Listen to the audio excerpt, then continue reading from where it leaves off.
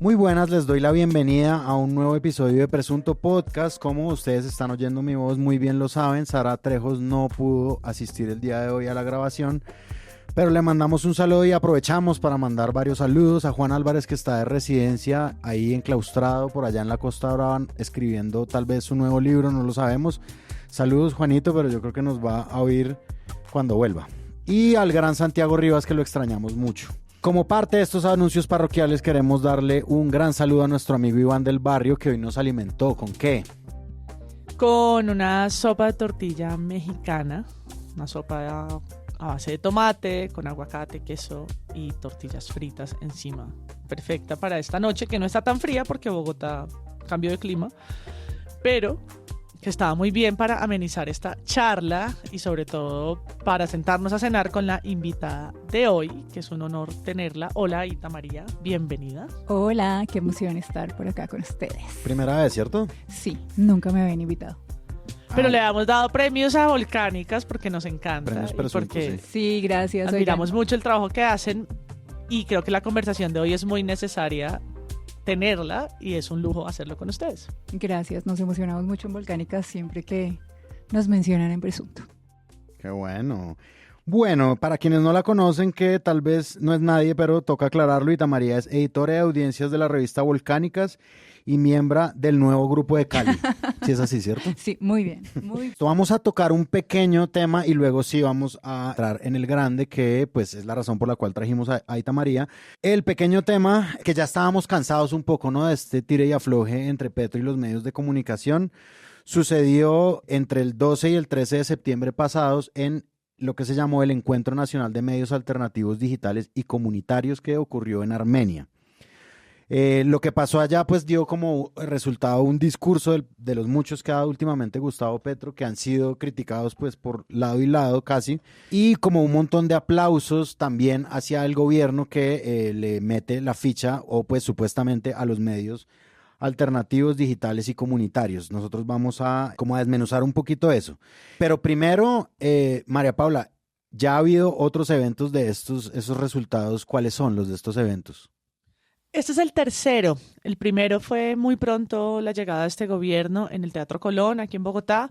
Luego se volvieron a reunir en el Murillo Toro, en el edificio del Ministerio TICS, y luego ahora lo hicieron por tercera vez. Nosotros, hay que decir, participamos del anterior, en una invitación que nos hicieron para una discusión sobre las narrativas mediáticas y sobre la crítica y sobre todo el análisis del rol de los medios en la comunicación pública. Y fuimos para encontrarnos con un grupo muy heterogéneo, muy diverso de comunicadores y comunicadoras alternativas.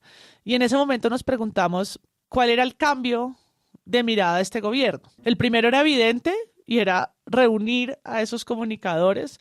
Sabemos por estadística que son más de 600 emisoras comunitarias, pero nunca han tenido un protagonismo en las políticas públicas de comunicación. Entonces era muy interesante ver y ponerle cara a radios, a proyectos alternativos en redes sociales, en Facebook, y entender que desde este gobierno pues había una mirada distinta frente a esa comunicación alternativa, que es interesante. El modelo colombiano es regionalmente admirable, ¿no? Tener radios legales, permitir la comunicación étnica. Otros son los casos en otros países, pero eso no quiere decir que lo que llaman el tercer sector de la comunicación funcione bien. Hay muchas emisoras con las licencias, pero que no operan bajo lo que deberían, se comportan más como emisoras comerciales. Hay muchas radios religiosas que no aportan a la discusión de lo público, en fin, ¿no? Para pensar en lo que es una radio ciudadana, uno podría entrar a debatir. Pero para mí antes de entrar a ver cómo se habló de ese encuentro, que es otro tema, para mí tiene una pregunta grande y es, ¿qué se ha concretado? Ya pasaron 2 años, TikTok, ¿no? Ya hay un tiempo suficiente para mostrar logros y yo no lo siento que se hayan concretado. No solo con los medios comunitarios, con los medios en general. Esto es una práctica conocida. Iván Duque prometió un fondo, hizo que los medios se postularan, llenaran las solicitudes, llenaran todos los papeles, pasaran todos estos chicharrones al ministerio y jamás entregó un peso. Entonces, esto no es una historia de este gobierno. Esto son promesas incumplidas de vieja data. Acá la pregunta es, cumplidos los 2 años, ¿qué se ha hecho? Yo no conozco un fondo especial concursable diferente para los medios comunitarios alternativos. Se ha dicho que se le va a asignar un porcentaje de la pauta, pero ¿cuánto de eso son contratos mostrables y para qué? ¿Frente a cuáles? ¿En qué regiones se ha fortalecido eso? Porque uno podría decir que la comunicación comunitaria se necesita más en las que se han llamado las zonas silenciadas, donde no hay otros medios, sino esos que están en los territorios, entonces que puedan tener mayor cobertura. Muchas veces las radios comunitarias pues solamente pueden emitir como en un rango poblacional muy chiquito, ¿no? Por ahora está todavía eso en borrador. Obviamente la otra pata de esto es el discurso de Petro, que es un discurso desconectado con la radio, desconectado con el tema, como los que había dado días anteriores, una nueva clase de periodismo innecesaria y casi que una incongruencia con lo que hablábamos el otro episodio de Presunto, que es esta directiva presidencial, donde se le pide no estigmatizar, fortalecer el debate, hacerlo de manera respetuosa, y poco se ve. La Silla Vacía hizo un resumen del discurso, el discurso igual está colgado en la página de la presidencia de YouTube, pero dijo, o resumió lo que dijo Petro, las promesas concretas para los medios, dijo que es necesario avanzar en la política pública, pero pues, bueno, gracias por el mensaje, es necesario avanzar, siendo el 2024. Toca que se lo diga a sí mismo. Exacto. Dijo que, aunque no es ley, el MINTIC deberá empezar a aplicar la ley de tercios que prometió en campaña. ¿Cuándo? Lo dijo el presidente, pero ¿cuándo es que eso se va a hacer realmente evidente? Y aunque habló de los asesinatos a líderes de organizaciones de medios, pues no hizo promesas para salvaguardar su seguridad, como qué es lo que va a hacer desde el discurso público para pedir y legitimar, digamos, su trabajo y el respeto a su vida y a su dignidad. Petro dijo, yo soy un ejemplo de la comunicación alternativa, como ustedes, un político comunicador alternativo. Presidente alternativo. Presidente alternativo, sí. ¿No? Que es como una frase memorable de la que podríamos hablar mucho, pero también se centró innecesariamente en hablar del golpe de Estado en ese espacio, que ahorita entremos al otro tema grande y penoso, que es cómo se habló de ese escenario en los medios. Lo que sucedió después, lo que se vino encima después del evento, pues fue una serie de, pues es que yo no sé cómo llamarle a esto, la verdad. O sea, yo estoy viendo como un montón de periodistas del establecimiento como tuiteando al mismo tiempo casi las mismas palabras. O sea, lo que ellos llaman bodega es como si ellos hicieran un performance perfecto de lo que es una bodega. O sea, hay una reacción infame en contra de estos medios alternativos y los encasillan a todos en una sola gran volqueta, que es los que aplauden a Petro. Punto. Y entonces estos no son periodistas, es decir, la varita con la que el presidente mide quién es periodista y quién no, los representantes de los grandes medios, no de todos, pero sí de una buena parte, también la tienen, como tú no eres periodista, tú tampoco. Pero no solamente es eso, no solamente es como decir quién es periodista y quién no, sino que, a ver, a mí me sorprende mucho un tuit, no me sorprende, digamos, pero el tuit de Daniel Samper Ospina, más que me sorprenda, me indigna mucho, que dice: ¿qué fue lo que más les llamó la atención de esa reunión de medios alternativos también conocidos como asobodegas? 1.500 miembros de medios alternativos comunitarios y digitales, que algunos le aplauden al gobierno, otros tal vez no. A Daniel Samper Ospina hay que decirle que, por ejemplo, el 14 de abril de este año, un periodista de Cúcuta que se llamaba Jaime Vázquez fue asesinado en una panadería en Cúcuta. Una racha violenta se registra en Cúcuta. Hace un momento falleció el veedor ciudadano Jaime Vázquez, víctima de un atentado en su contra. Las autoridades reportaron que otras 8 personas fueron asesinadas entre ayer y esta mañana. Juliet Gano, ¿qué detalles? Que hacía transmisiones por Facebook y se denominaba a sí mismo veedor ciudadano, que me parece que se encasilla perfectamente en la categoría de medio independiente y alternativo.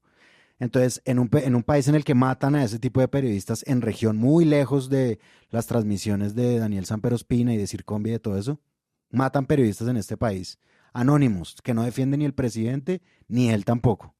Y decide rotular a 1.500 personas que están en un evento como asobodegas, es decir, todos son lo mismo. Yo quisiera empezar por ahí. Y es una manera muy denigrante de mencionarlos, no solo porque los pone en riesgo, sino porque también deslegitima su trabajo. Olvidar que existe la comunicación las radios comunitarias indígenas, las radios que tienen una larga tradición en Colombia, muchas de ellas, no solo de comunidades, pero también de comunidades campesinas. Sí, cuando el fenómeno de bodegas es, primero, reciente, es decir, es desconocer que esto viene de una tradición mediática que es anterior a muchas, como es la radio en Colombia y la importancia de la radio. ¿Cuánta gente no se acuerda de cómo la alfabetización fue posible gracias a Radio Sutatensa en mucha parte del campo colombiano? Esas radios, muchas radios como esa, existen todavía o son hijas de esas grandes radios. Entonces, no son asobodegas, no son solo canales de Facebook y no puedes empaquetarlas a todas. Y el estigma, que es de lo que habla la comitiva presidencial, que habla sobre todo para funcionarios públicos y no para Daniel Samper, pero él también tiene una gran responsabilidad por el micrófono que tiene, es que en un país tan violento, ese tipo de críticas que se le hacen al gobierno y que se le hacen al presidente Petro, se le hace por señalar a unos como periodismo Mossad o muñecas de la mafia. Decir asobodegas es el mismo fenómeno, solo que cambias el bando a quien se lo estás diciendo, el colectivo, pero es el mismo comportamiento y es igual de reprochable. Yo creo que él se ve a sí mismo como un periodista alternativo. Y desde ese lugar extraño en el que él se ubica como alguien contrapoder o alguien que interpela a la hegemonía, no sé, es como si él mismo no entendiera desde qué lugar se para y desde qué poder y desde qué plataforma está lanzando un discurso, sí, que estigmatiza y que pone en peligro a personas de carne y hueso, como el periodista que mencionaste ahora en Cúcuta. Me parece que es irresponsable, pero además es delirante el creer, el deslegitimar y el no tener conciencia, bueno, no tengo conciencia de nada, pero no tener en este momento conciencia del daño que puede estar haciendo y justo lo que tú estás diciendo, el voltear el discurso hacia lo que él llama bodegas, ¿no? Que sí es estigmatizante, es peligroso, es clasista además, porque Porque además es eso, es del lugar del privilegio que él lo hace. Exacto. Y hay que decir que por un lado Daniel Samper es privilegiado, porque pues él lo hace desde la comodidad de Bogotá, pero del otro es casi contradictorio porque él también sabe que es la estigmatización. Daniel Samper también ha recibido amenazas, también ha sido señalado, también ha sido denunciado, ha tenido que ir a audiencias, porque su ejercicio periodístico, humorístico, también le ha traído problemas de quienes quieren censurarlo. Él las ha vivido en carne propia, de otra índole, porque no es lo mismo ser un radialista comunitario en el Catatumbo o en una región que serlo en Bogotá. En un medio nacional, sí. En un medio nacional como él. Pero él también ha tenido que vivir estas persecuciones y entender el riesgo que puede correr cuando es señalado por unos o por otros. Entonces, que lo haga de una manera tan fortuita lo hace todavía más irresponsable y sobre todo más indolente, ¿no? Yo desde mi privilegio, pues pongo asobodegas y ojalá no esté pensando, ojalá, ¿no? Cruzo dedos que no esté pensando en hacer su columna del domingo parodiando a todos estos, como si fueran bodegas, a todos estos medios, quiero decir, en hacer una de estas columnas malas de metáforas, donde este mensaje se convierta en algo de 2.500 palabras, este tuit, ¿no? Que sea agrandado, porque esto a veces pasa. Estas salidas son lo que él va a desarrollar para la columna del domingo que va a leer en video. Esperemos que no sea sobre las radios comunitarias, por favor. No va a alcanzar a escuchar esto porque sale el viernes, pero crucemos el dedito. Pero me parece incluso peor lo que hizo Luis Carlos Vélez en la FM. Sí, detengámonos nuevamente en Luis Carlos Vélez, que se está apuntándose para el presunto peor del año, ¿no? Así haciendo una carrera. Haciendo Premio pasitos. toda una vida. Luis Carlos Vélez, en su espacio de la FM, hace una reflexión sobre ese encuentro de comunitarios y se refiere con nombre propio a Wally. Llama a los medios comunitarios cloacas. Medios de comunicación alternativas que son cloacas. Un señor Wally que gana millonadas, que es una ballena impresentable. Y entonces, ¿qué hacemos todos? Nos quedamos quietos, pues. Elegimos un rey. Entonces toca salir corriendo otra vez, profe, no sé. Digo, esa era mi reflexión. Por un lado, la etiqueta de cloacas a los medios alternativos, ¿no? Cloacas por donde pasa la mierda de la información. Sí, estás aún peor, ¿no? Que es una manera machacada y simplona, con la que han llamado las redes sociales, ¿no? Como que son cloacas. Este discurso también ya se quedó viejo y trasnochado. Ya lo habíamos escuchado antes. No sobre los medios. Él usa eso, lo traslada de las redes sociales a los medios, las cloacas.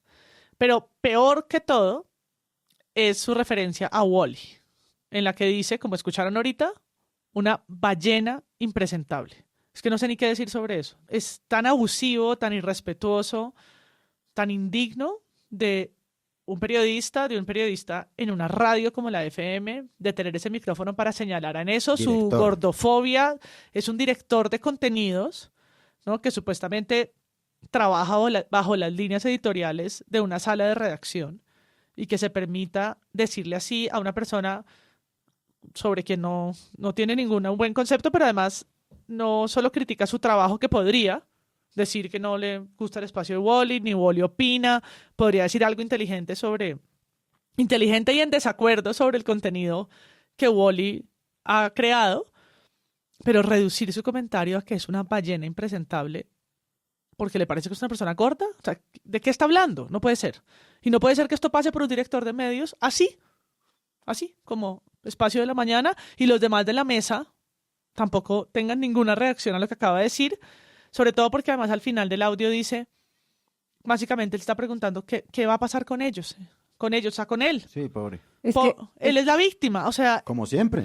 Como así, uno se pregunta, ¿a dónde vamos a ir los periodistas? Si estos... Los periodistas de verdad. Los periodistas de verdad, si las cloacas y las ballenas, y uno dice, no puedo estar escuchando este delirio infame, no puede ser que este señor tenga el micrófono en la dirección de un medio, no puede ser. Pero es que yo creo que es justo eso. Los dos comentarios de dos personas, de dos señores que heredaron ese lugar y ese trabajo y ese capital social, de lo que hablan es de un miedo, y es de un miedo a perder espacios y a perder vigencia, y a que otras personas que seguramente sí han trabajado para ocupar los lugares que ocupan puedan hacerlo mejor que ellos. Entonces yo creo que sí hay como un miedito a perder privilegios, y lo empaquetan en esta deslegitimación, en la gordofobia, en el clasismo, en los comentarios despectivos y sí, impresentables.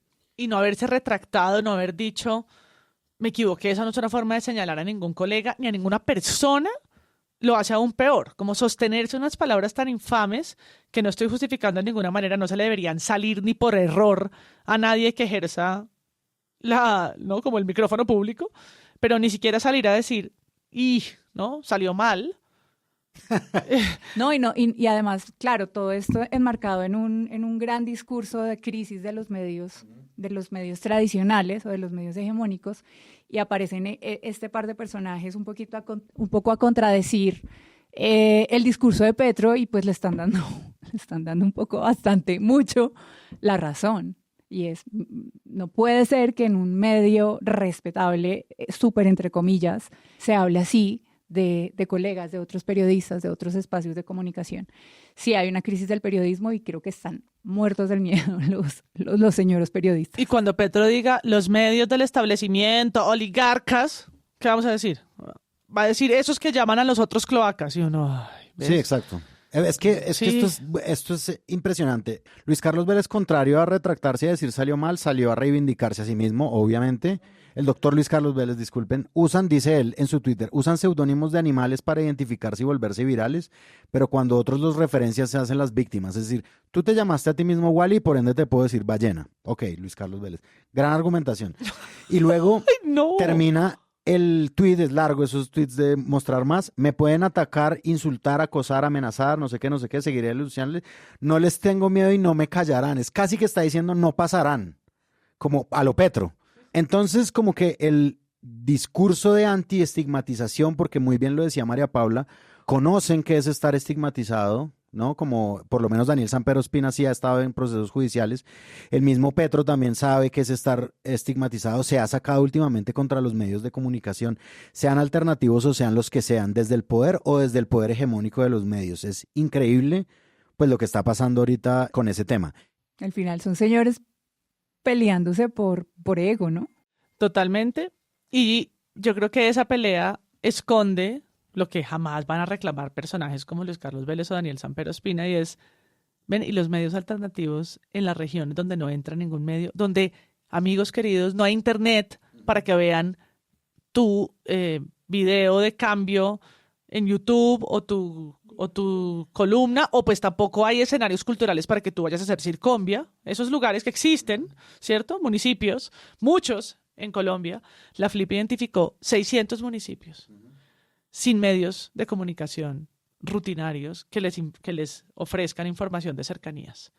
En esos lugares donde después de ese estudio han surgido muchos medios alternativos de redes, de WhatsApp, perifoneos, algunos son incluso análogos, que seguramente muchos de sus creadores o directores estaban en ese encuentro, ¿qué les vas a decir tú desde el privilegio de tu Wi-Fi? ¿Sí? ¿Te atreves a decir eso? Es también una falta de mirada de país muy dura. Es que esos municipios no están en Circombia. El país les queda lejos. Como decía Antonio Caballero, que era pues de la misma mesa de los Danieles, que en paz descanse. Quiero cerrar con un tuit de Oscar Javier Parra, que además es un medio que existe desde Bogotá, que se llama Rutas del Conflicto. Dice él, rema uno mucho para poder sostener un medio como Rutas del Conflicto. Nosotros, como varios colegas de proyectos similares, hemos dejado patrimonio, salud física y mental para hacer periodismo, así no les guste. Sí, no bodegas. Saludos a Rutas. Gran medio. Listo, vamos a cambiar el tema. Este es un tema muy delicado el que vamos a tratar. No es nacional, pero tampoco es de ninguna manera refrescante. Y es el caso de Dominique Pelicot. Gisèle Pelicot busca que nadie repita su historia, la cual ha estremecido a Francia luego de que iniciara el juicio en contra de su marido Dominique Pelicot, quien durante 9 años contactó a hombres por internet para que la violaran mientras él grababa. Gisèle estuvo acompañada de sus 3 hijos durante una primera audiencia, en la cual también estaba presente con quien estuvo casada durante 50 años, además de 18 acusados. Hasta el momento la policía francesa ha contabilizado 92 violaciones entre el 2011 y 2020, de los cuales 72 hombres estarían implicados y 51 de ellos han sido identificados. El caso se destapó. Esto le ha dado un poco la vuelta al mundo, ¿no? Los medios lo han cubierto desde casi cualquier tipo de aristas, lo han agarrado con varios ángulos, han hecho titulares, han hecho también titulastres. Pero antes de entrar en materia, y pues los medios colombianos también lo han cubierto, pero antes de entrar en materia, hagamos un breve contexto, Ita, por favor. Se trata del caso de Gisèle Pelicot y Dominique Pelicot. Yo creo que es uno de los casos más paradigmáticos de los últimos tiempos en términos de violencia sexual. Dominique Pelicot está siendo juzgado por drogar y violar a su exesposa y permitir que 83 hombres también lo hicieran. 51 de ellos, incluido él, están siendo juzgados y es muy importante lo que está pasando porque Gisèle pide que el juicio sea público y al hacer público el juicio se están destapando muchas situaciones, muchas condiciones, muchas cosas que pasan y que se normalizan en las casas, en los matrimonios y en todos los lugares de violencia sexual, y creo que por eso está teniendo tanta relevancia y tanto impacto el caso. En un periodo de casi 10 años, ¿no? En lo que le hicieron a esta mujer esto. En un periodo de casi 10 años, hombres entre 26 y 74 años, 83 hombres desconocidos para ella, que se encontraban de alguna manera en un chat, en un foro, llamado sin su consentimiento,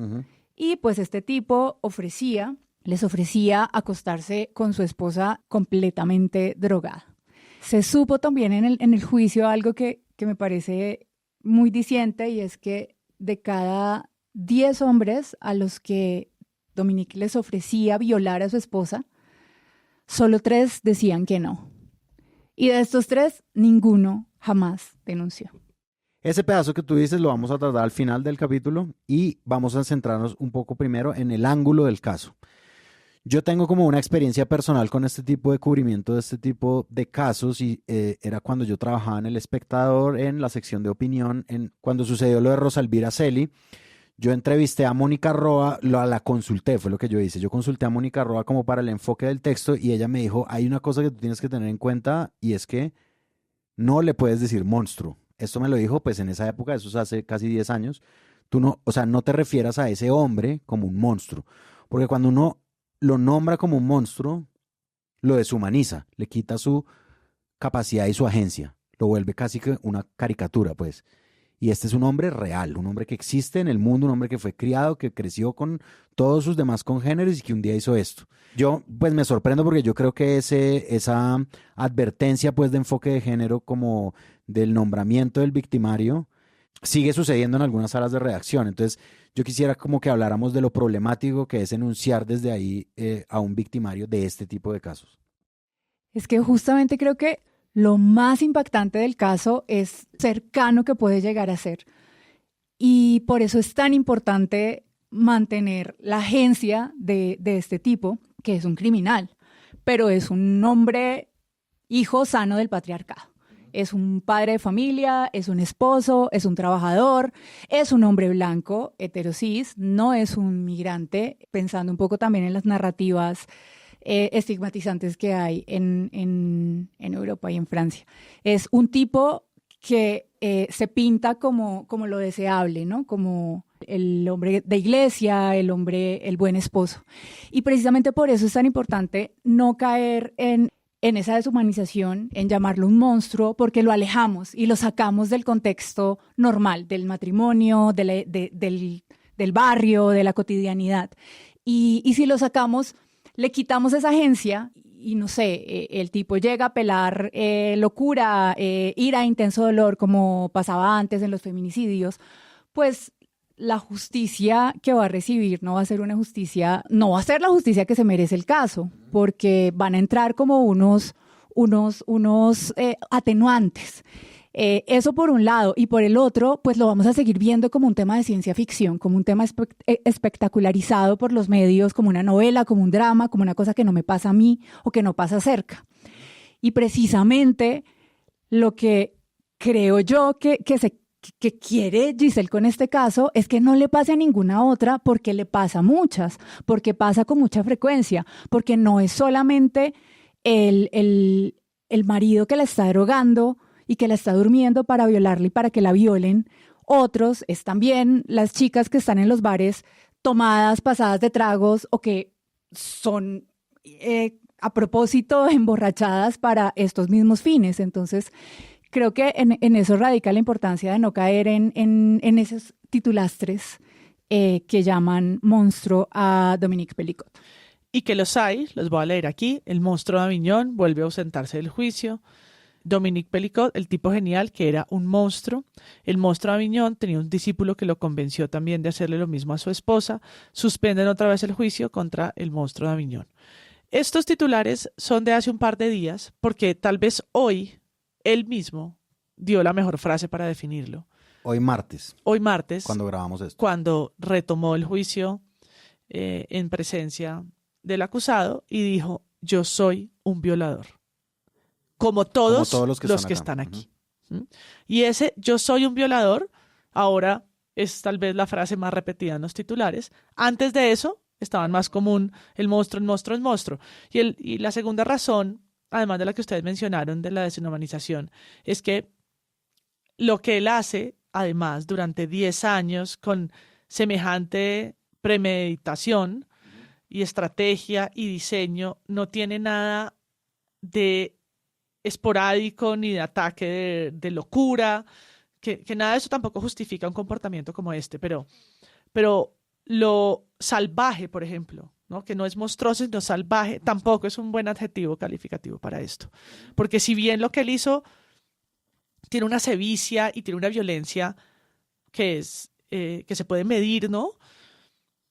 No es un comportamiento salvaje esporádico, es que nos está diciendo que es estructural. Lo hizo 10 años, lo pensó, lo diseñó, lo convocó, lo realizó, lo repitió una y otra vez a conciencia. No solo eso, lo grabó, lo guardó en una carpeta que se llamaba abuso. Nada de esto es como que se le chispoteó no sé qué al buen hombre que le pasó y ups, ¿no? La cagó una vez. No. Sí, todo en este caso nos está mostrando que es un comportamiento, que es un patrón. Él mismo dice, es una enfermedad casi, una adicción que él tiene llevado a la repetición de un acto de violencia que es gravísimo, pero no tiene nada de salvaje, No es lo que uno diría como un comportamiento de salvajismo que podríamos entrar a mirar con cuál sentido es que un medio usa uno u otro adjetivo. Pero creo que ninguno de los eufemismos funciona. Él usó el más simple y tal vez más sensato de todos. Soy un violador. Punto. Y tampoco era únicamente con ella. También se encontraron carpetas de imágenes de su hija, de su nuera, creo. Y ellas temen que haya pasado algo similar con sus nietos. Y al tipo lo descubrieron porque le estaba grabando por debajo de la falda a unas chicas en un centro comercial. Entonces hay una sistematicidad y precisamente el llamarlo monstruo permite que esto no sea identificable. De hecho, el día que salió todo esto, bueno, esto pasó en el 2020, pero el juicio recién acaba de empezar. El día en que empieza el juicio y que vuelve todo este tema a medios, se vuelve trend topic, no todos los hombres, not all men. Entonces es como esa reacción inmediata de decir, él porque él es un monstruo, yo no, porque nada que ver, yo soy bueno, yo no violo. Sí, y ese es el problema. Tú también quizás estás en un chat en el que se rotan nudes sin consentimiento. O quizás has visto que tu amigo se lleva a una chica que está completamente inconsciente de la borrachera y que no va a poder, pues, consentir ningún acto sexual ni nada. Entonces yo creo que eso también es lo más interesante que está pasando. Pues interesante, sí, es horrible y es espantoso, pero creo que está ella, Giselle, logrando un cambio importantísimo narrativo en el abordaje de la violencia sexual. Y ella misma lo dice, ella dice, quiero que la vergüenza cambie de bando. Y lo hace haciendo público el juicio y lo hace dando la cara, dando entrevistas, hablando y poniendo este tema sobre la mesa porque sí, pasa porque está normalizado y también pasa porque todos estos otros hombres que incluso los que se negaron permitieron que pasara. Entonces hay como toda una estructura que lo permite, que lo avala, que lo condona, que lo encubre, que lo calla, que sí es parte del problema. Yo quería decir dos cosas. Una es que este adjetivo de monstruos no lo encontré en medios franceses que revisé, como Le Monde, como Liberación, como Brut. Ninguno lo utilizó. Son medios interesantes porque le dan cara a otros personajes que en los medios de América Latina no han salido tanto, como por ejemplo la abogada mujer que tiene la poca honrosa tarea de defender a este hombre o de llevarle el caso. Y por el otro es que en público, en un diario en España y también en el diario.es han remarcado sobre esa otra cara que es un poco la de la Giselle heroica. Y varias fuentes consultadas, psicólogas, han dicho, ojo, que este juicio se haya hecho público nos abre muchas preguntas, incluso sobre la justicia. Hace 4 años detuvieron a este hombre por estar filmando por debajo de la falda. 4 años. Que es como, ¿de verdad? Hace 12 años fue el asesinato de Rosalvira Celi, cuando te dijeron eso de la monstruosidad. ¿Y cuánto se demoró el juicio de Rosalvira? Pero menos que este. Y gracias a ese crimen y la manera como presionó la ley es que tenemos una ley de feminicidios en Colombia. Uh-huh. Pero esto sucedió hace 4 años y apenas ahora el juicio arranca. En Francia. No en el tercer mundo, en Francia. Ya tanto tiempo ha pasado que hay una fundación creada por una de sus hijas, y hay un libro sobre estos testimonios. Es decir, esto que se convirtió ahora en el caso más mediático ya tiene una historia en un cubrimiento que es distinto y que trata de abordar, por un lado, la sumisión química y lo que significa desde un drama familiar que no termina de esclarecerse, que ni siquiera es digno de Hollywood. O sea, pensar en 20.000 videos y fotografías de su esposa. Ella ha tenido que ver esas imágenes, además, la revictimización, imágenes que también tuvieron que ver sus hijas, nueras y demás, para entender la dimensión de esto. Y del otro lado, entonces, pues, quiénes son ellas y, sobre todo, lo que representa Giselle. Entonces, en el diario.es hacen un artículo muy recomendado que se llama 51 violadores no son monstruos, y hablan de lo que ya nombramos, de por qué el adjetivo y la deshumanización no contribuye a la reflexión social sobre la sumisión química y los comportamientos machistas y la violencia heteropatriarcal, que son más comunes y más dentro de los contextos además normales, familiares, domésticos, y no excepcionales, monstruosos, salvajes y absolutamente extraños y atípicos. Pero segundo, como segunda idea, dice, no pidamos heroicidad. Si bien la actitud de Pellicot es de una heroicidad admirable, precisamente porque es la asombrosa excepción en un mundo en el que las víctimas siguen en riesgo de sufrir estigma y cuestionamiento, no deberíamos utilizarla para crear un nuevo estándar de la buena víctima. Como ejemplo de revictimización, basta con ver la portada de Charlie Hebdo. Y lo dice el diario.es. Recuerden que Charlie Hebdo es esta revista satírica francesa, que a propósito del caso, hace una semana publicó una imagen de una mujer caricaturizando a Giselle, una mujer que está destruida, golpeada, acostada, con un ojo roto, y que de una forma muy desagradable pinta o dibuja su cuerpo y la pone en la portada como víctima bajo una marca que dice sumisión química drogada por su marido. Aparecen 2 cuchillos, la imagen es muy, muy desagradable, con ella babeando. Y dice, ella se ha despertado en Matignon, en el lugar donde sucedió. Entonces, este artículo reflexiona rápidamente sobre ese otro medio y pone cómo la mayoría de las víctimas ni siquiera pueden defenderse con una red de apoyo como la que en este momento tiene una persona como Giselle, y que si bien algunas pueden hacerlo como ella o como Rosa Parks porque tienen atrás una estructura de movimientos, de activistas, de familia, no es el caso para todas las personas que puedan sufrir este tipo de violencias. Entonces pensar que el único norte es hacerlo público, poner la cara, graduarlas de buenas mujeres, aplaudirlas, es como la etiqueta que deberían tener las víctimas.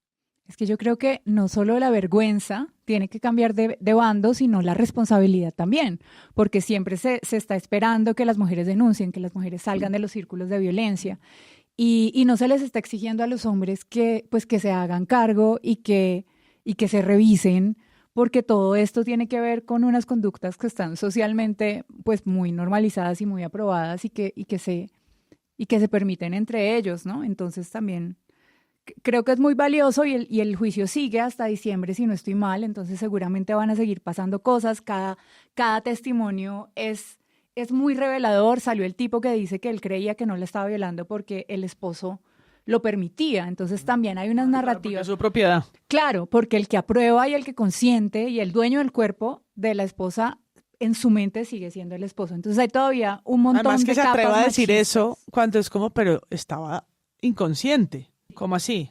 O sea, estabas violando un cuerpo de una mujer que estaba inconsciente. Y lo aceptaste en un chat que se llama sin su consentimiento. Hay muchas capas de machismo todavía por quitarle a ese juicio. Hay una escritora y periodista feminista que se llama Cristina Fallarás. Ella publicó el 22 de agosto una columna que se llama El violador de la niña está en casa. Yo creo que este experimento, yo no sé si llamarlo un experimento, pero este ejercicio que ella hizo en su Instagram es una cosa que han vivido muchos periodistas y sobre todo muchas periodistas que han cubierto temas como este de acoso, de abuso, de violación. Entonces ella habla del violador de la niña está en casa y pone, por ejemplo, una situación que le debe pasar a muchas mujeres cuando las niñas entran en la adolescencia y los hombres mayores las miran con otros ojos, ¿no? Y entonces ella empieza a elaborar su columna desde ahí y pues se llama El violador está en casa, invitados a leerla. Después de eso a ella le llegan yo no sé cuántos mensajes, pero sí ocupa un buen tiempo llegar hasta la columna original, de los pantallazos que ella ha puesto, de los mensajes que le llegan de mujeres contando experiencias de todo tipo relacionadas con violencia sexual. Si quieren meterlo como ejercicio, ya que Itamaría hablaba del hashtag Not All Men, siempre está la respuesta but always a man, ¿no? No todos los hombres, pero siempre un hombre. Hay que ver, ¿no? Esto es solo una periodista lo hizo, es decir, yo creo que casas periodísticas que hayan abierto los buzones para recibir denuncias, se les llena, al otro día se les llena de casos particulares, que en verdad esto desborda todo tipo de apreciación como de la realidad. Y es la eterna pregunta por qué hacer con el dolor ajeno desde el periodismo. Ajá. La tienen que responder también los abogados, los peritos, los fiscales, la justicia tan lenta, ¿no?, que hacen con el dolor de esas víctimas, cuando en el caso que son menores de edad, cuando es una esposa violada durante más de 10 años, ¿no? Tienen que preguntárselo, y los medios pues también les toca. A mí me gustó mucho un artículo que encontré en El Confidencial, escrito por una periodista que se llama María Díaz, y dice: entre titulares morbosos sin la menor humanidad y textos condescendientes con una perspectiva de género pacata y mal aplicada, se repiten constantemente las mismas palabras: brutal, salvaje o bárbaro. Sin embargo, no hay nada en los hechos que apunte a un comportamiento primitivo por parte de Pelicot ni de sus cómplices. ¿Qué tiene de bárbaro el uso sistemático, protocolario de drogas legales prescritas? ¿Qué hay de salvaje en el contacto, la planificación previa a través de un foro de internet? ¿En dónde ven el instinto animal de alguien que graba todas las violaciones, las clasifica minuciosamente con fechas y nombres?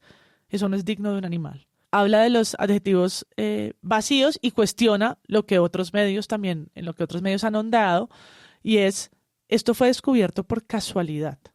Por una casualidad chiquita, que es pues este acto que lo descubren en un sitio público, porque ningún hombre conocedor de los delitos, tampoco los otros que rechazaron, los que hablábamos de la estadística, denunció nunca nada a las autoridades durante años. Los que lo hicieron, incriminándose a sí mismos, pero tampoco los que tenían conocimiento, fueron convocados, sabían del chat, dijeron que no, tampoco, ¿no? Ese es el comportamiento de manada impresionante. Y dice: la realidad es que a pesar de reconocer los hechos, los peritos determinan la ausencia de enfermedades mentales, discapacidades psíquicas, ninguno, toda la estructura también social falló, todos fallamos, y la pregunta no puede ser ahora, y lo dice al final del artículo, a las familias, a por qué no se dieron cuenta, los hijos, las hijas, ella misma, sino no puede ahondar en, como pasa en algunos casos de feminicidios, y es: pero ¿por qué nadie hizo nada? No, un momento, ¿sí? Aquí ella y toda su familia es víctima de un sistema impresionante, además violento de muchas maneras, pero la pregunta no es qué estaban haciendo, qué le pasa a Giselle, o si ella no pudo ver sus propios síntomas, sino cómo los medios le dan voz a otras personas. Creo que estos artículos son interesantes porque han llamado psicólogas, personas expertas en abuso, en perfiles narcisistas, sociópatas, que desde otro punto de vista, que no es el de la justicia 4 años después, ¿no?, sino otros tipos de peritajes, como de mirarlo de otra manera, traen a las discusiones sobre la violencia sexual. Es que justo es eso, porque cuando pasa toda esta discusión de not all men y todos los hombres se ofenden y siempre es alguno, y decimos, pero todas conocemos al menos una mujer que fue agredida sexualmente o violentada o abusada, si es que no la gran mayoría, pero ninguno conoce a un amigo abusador o violador. Las cuentas no dan. Cuando hacemos esos cuestionamientos, no queremos decir que todos los hombres sean malos o que lo estén haciendo por maldad. Es porque hay una normalización social de un control y un poderío de los hombres sobre las mujeres que se tiene que cuestionar y que se tiene que desmontar, y hasta que eso no pase, no vamos a conseguir de este hueco y de este atolladero de violencias. Acabamos de llegar en Colombia a una cifra que es aterradora. En agosto, 500 feminicidios en lo que va del año. ¿Cómo se detienen los feminicidios? ¿Cómo se desescala la violencia contra las mujeres? Pues tiene que pasar por las conversaciones familiares, por las costumbres, por el no decir cosas en la calle, por un montón de cosas que parecen mínimas pero que no lo son, y que solo trayendo estas conversaciones a lo cotidiano, a los bares, a las familias, pues quizás puede pasar, pero sí hay que desarmarse un montón en interpelarse en la conversación, y yo siento que todavía falta un montón que muchos hombres se involucren en eso. Es que hasta no hace mucho la violación conyugal era legal en Colombia, o sea, está todavía muy normalizado en algunas generaciones que los hombres tienen derecho a violar a sus esposas. Todavía creo que hay un montón de cosas que son muy, muy recientes, que se tienen que hablar y que se tienen que confrontar y que se tienen que pues dejar de normalizar, ¿no? Hay como una contracara de toda esta cubrimiento periodístico, y es un poco algo que yo llamaría probablemente lo es, en realidad es periodismo de servicio, digamos, con enfoque de género. Le estoy dando un título, pero se me viene a la cabeza por un artículo que leí en el medio Volcánicas que se llama Sumisión química, la práctica de los abusadores sexuales para violar a sus víctimas. Ha tenido como una resonancia el hecho de nombrar acciones que pueden hacer las mujeres para, primero, para saber, por ejemplo, qué es esto. ¿Por qué no nos cuentas un poquito de eso, Itamaría? La sumisión química es el nombre que se le da a lo que hizo este tipo, pero que también han hecho muchos otros tipos, y es drogar a las víctimas, adormecerlas con químicos, con medicamentos prescritos, pues para violarlas, para abusar de ellas. De hecho, en Colombia hubo un caso reciente, no sé si recuerdan el caso de Electric Mistakes. Jonathan, el líder de esta banda, fue denunciado por más de 20 mujeres, finalmente creo que solo 5 lo denunciaron en fiscalía, y se descubre que él usaba medicamentos y drogas prescritas para diagnósticos de salud mental, clonazepam, para dormirlas y abusar de ellas. Esta persona utilizaba una red social y hacía contacto allí con las personas que lo seguían, mujeres, y cuando ya se ganaba las confianzas, le ofrecía que hicieran parte de esta banda de rock. Los detalles que entregaron las autoridades indican y que surge justamente de la investigación que lideró la SIJIN y la seccional de fiscalías en Bogotá. Advierte que este hombre ubicaba en redes sociales algunas ofertas para contactar a las mujeres, luego las llevaba a algún sitio, les invitaba algo de comer y en la bebida tenía alguna clase de medicamento que las dejaba inconscientes. Ya tenía dentro de eso es la sumisión química y pues lamentablemente no es un caso atípico, lamentablemente pasa aquí, pasa mucho, y también pasa con el alcohol, pues también lo hablábamos ahora, son muchos los casos que hemos visto de mujeres que están completamente inconscientes de la borrachera, del alcohol, que puede que se lo hayan tomado conscientemente, o puede que no, pueden que les hayan dado a propósito más alcohol, o pueden que les hayan puesto algo en el trago, como también pasa lamentablemente muchísimo, con el propósito de abusar de ellas, y lo consiguen.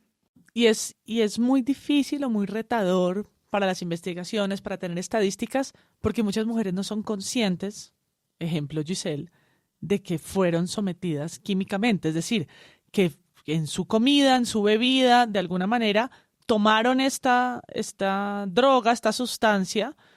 No necesariamente hay al día siguiente estragos que le indiquen a uno, es decir, caíste profunda durmiendo 16 horas y al despertar no puedes ser consciente en tu organismo que tienes esa sustancia. Entonces, pues pasan los años sin tu saber, sin hacerte un análisis digamos, químico en tu sangre en las horas posteriores para saber que en efecto tienes una concentración de algo de eso. Entonces eso hace que muchas mujeres no puedan denunciar, ¿sí? No sea igual que otras cosas. Cuando sucede para hurtos, cuando la gente las copolaminan, como en nuestros países que esto pasa, pues la gente, como es algo episódico, ¿no? Le roban el carro y no sé qué, pues normalmente se hacen una prueba y pueden ahí en el resultado demostrar que sí. Los que están asociados a agresiones sexuales hay un subregistro enorme.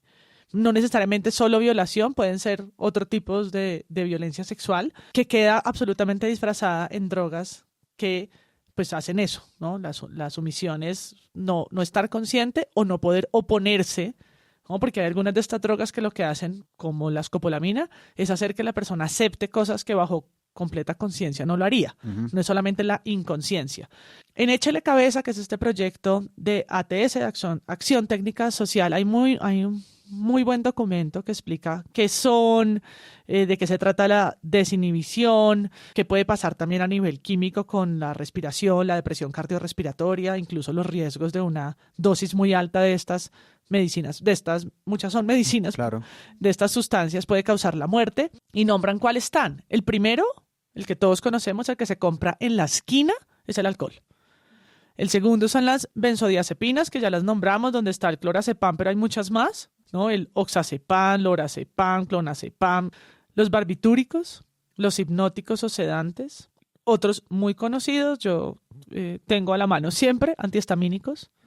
En este estudio que tenemos gatitos, antihistamínicos que en una alta concentración los pueden, por supuesto, causar mucho sueño, anestésicos disociativos, escopolamina, opioides sintéticos y otras sustancias. La lista es larga, entre las que hay sustancias legales y recetadas, así como otras más ilegales como el MDMA o la escopolamina.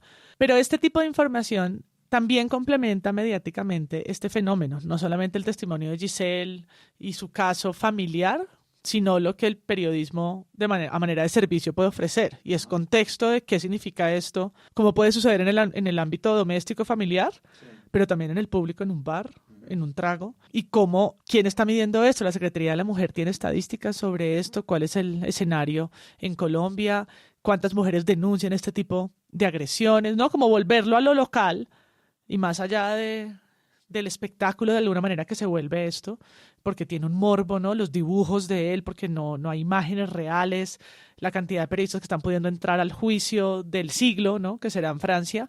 Más allá de eso, que en unos días pasará, porque tendrá que ser, no sé, tapado por algún otro escándalo. Por otro juicio del siglo. Un juicio o por otro escándalo digno de la sección del periódico. Es en cada sala de redacción qué reflexión están haciendo sobre la violencia, sobre ese tipo de violencia que afecta principalmente a las mujeres. Hay que decirlo así, ¿no? Esa es una estadística.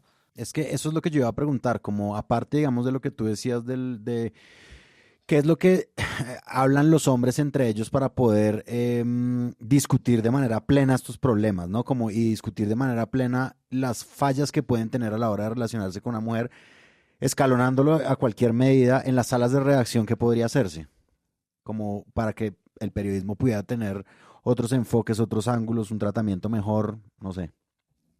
A mí me gustó lo que hizo Mutante. Uh-huh. Está haciendo también un ejercicio enfocando la conversación en la sumisión química y en lo que pasa con el alcohol en los bares y en algunos mecanismos que hay para alertar a las personas que atienden los bares cuando hay sospecha de que te ponen algo en el trago.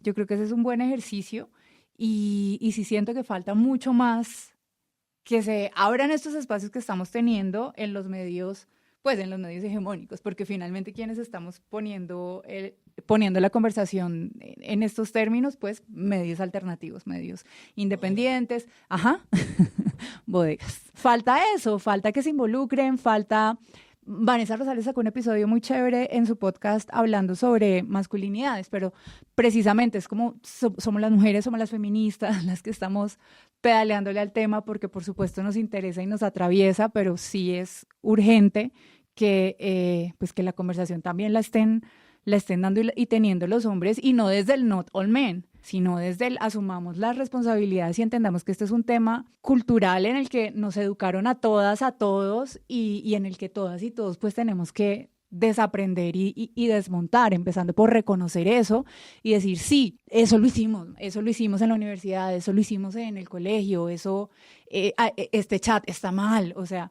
hay un montón de cosas que están pasando todavía en lo cotidiano, el fin de semana, por la noche, en las casas, que tiene que nombrarse y que gracias a estos momentos o a estos juicios y al ejercicio que hacen muchos medios de bajarlo, pues empiezan a identificar.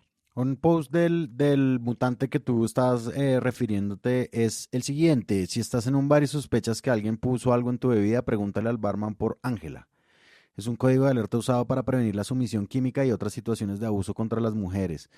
El protocolo es un protocolo y se ha replicado en Colombia, dicen, con campañas del gobierno y asociaciones de bares. Habría que ver, pues, digamos, cómo opera, digamos, en el día a día, lo que tú decías, en la noche, en el fin de semana, cuando la realidad empieza a pasar. Pero hay periodismo que hacer, ir como el patrullero a la noche a ver si en los bares el protocolo Ángela funciona. Pero yo creo justamente que falta mucha pedagogía, porque muchas mujeres no saben que esto existe y muchos bartenders y muchas bartenders tampoco lo saben. Entonces, pues, está muy chévere el protocolo, pero... Otro protocolo que existe es el Código Fucsia, que es la activación del protocolo de atención integral para víctimas de violencia sexual en los centros médicos. Conocer y hacer el llamado al protocolo Fucsia es que te tratan diferencialmente. Eso tiene que ver con hacer una un rápido análisis toxicológico, porque estas sustancias se metabolizan muy rápido, hacer una diferenciación, todo esto lo estoy leyendo de ATS, una diferenciación entre las sustancias que uno puede haber ingerido de manera voluntaria, como alcohol u otras, y diferenciarlas de las sin estigmatización, de las que han sido puestas en el cuerpo de manera involuntaria, y que por supuesto haya todo un protocolo de denuncia formal, pero de atención médica bajo la protección de víctimas de violencia sexual. Aquí dice la prescripción de la profilaxis post-exposición en víctimas, que es todo el protocolo para poder tener los certificados de la violencia sexual que permiten pues, el proceso judicial. Todo esto está en este documento largo de Échele Cabeza, pero del que los medios pueden agarrar para hacer como lo hizo Mutante, pero ahí falta mucha información, es decir, pueden hacer muchos más carruseles para contar a la gente aquí en Colombia cómo opera, cuáles son, cómo se llaman estos protocolos, quiénes los están tratando, cuáles son todas estas sustancias, ni las conocemos, ni sabemos todos los nombres, pero creo que esa pedagogía es también un rol de los medios. Por supuesto, Échele Cabeza es una organización para eso, para dar información útil y consumo responsable, pero que también alerta sobre cuándo esas sustancias no son usadas de manera voluntaria. Y esa es su labor, informar, y por eso yo soy fan de lo que hace Échele Cabeza, porque creo que sin esa información sería todavía más difícil abordar este tema de las drogas. Pero pues falta pedagogía y los medios ayudan a hacerla en sus distintos formatos, en los noticieros, así como cuando se habla del suicidio, que ya se ha interiorizado una suerte de responsabilidad.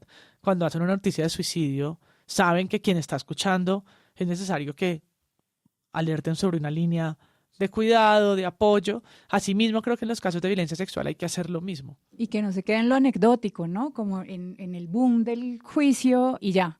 Tiene todo un trabajo de pedagogía y de conversación, y sobre todo de conversación que sigue. Y también siento que incluso el protocolo, que es necesario y que es importante y que hay que socializarlo, se queda corto porque sigue dejándonos la responsabilidad a nosotras de no caer en la sumisión química, ¿no? En avisar. ¿Y dónde están las conversaciones y dónde está la pedagogía y dónde están las campañas para decirle a ellos que pues que no droguen a las mujeres para violarlas? No las vemos. Falta ponerlo, no sé, en los baños de los bares. Faltan mucho esas conversaciones todavía. Y en la cultura, en la educación, en los medios. Y creo que este caso es interesante por eso, porque es un buen hombre, porque es un buen padre, porque es un tipo que, en palabras de Giselle, tal vez fueron las que más me impresionaron a mí, dice: yo hubiera puesto mis 2 manos a que me las cortaran, es más o menos la expresión en la traducción, para no creer que era capaz de hacer esto. Entonces, claro, si fuera el perfil de alguien con comportamientos muy atípicos, uno diría, no, pues ¿qué podría esperarse de semejante monstruo? Ahí sí, ¿no? Y ¿no? Una de sus nueras dice: yo la pasé muy bien con él, era un hombre cariñoso, habla de momentos que todos hemos vivido con familia, navidades, eventos familiares, sociales, en normalidad. Y es como, pucha, ¿no? Yo digo, me parece muy interesante el libro que escribió su hija, como ojearlo, porque pues lleva 4 años asimilando algo que yo no puedo creer cómo se tramita. No alcanzo a entender cómo haces para saber que tu papá, el hombre que te crió, que te educó, ¿sí? Como tu papá le hace eso a tu mamá, no puede ser. O sea, ¿qué? No basta con quitarse el apellido, con ir al juicio, incluso con que le den la pena de muerte, que no existe ahí, ¿sí? Como nada de eso yo creo que es suficiente para uno como hijo asimilar esa mierda. ¿Qué? ¿Mi papá? ¿Con mi mamá? ¿Qué? ¿Qué es esta mierda? Y pues, bueno, los periodistas que hoy tienen, en medio de todo el privilegio de vivir esas audiencias de horas que van a durar en Francia, con esas particularidades de la justicia en ese país, ¿qué van a hacer? ¿No? Como que van a hacer con toda esa información. Yo creo que eso también es clave, ¿no? Que la gente empiece a entenderlo así. Y es que puede ser tu papá, puede ser tu esposo, puede ser tu hermano, o sea... En muchas ocasiones ¿no? Exacto.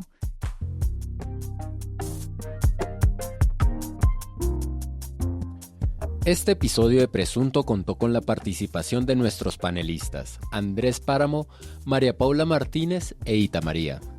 La postproducción es de Rodrigo Rodríguez, yo y Sara Trejos. La marca fue creada por Dulce Estudio. Presunto es un proyecto de Sillón Studios, producción Paula Villán.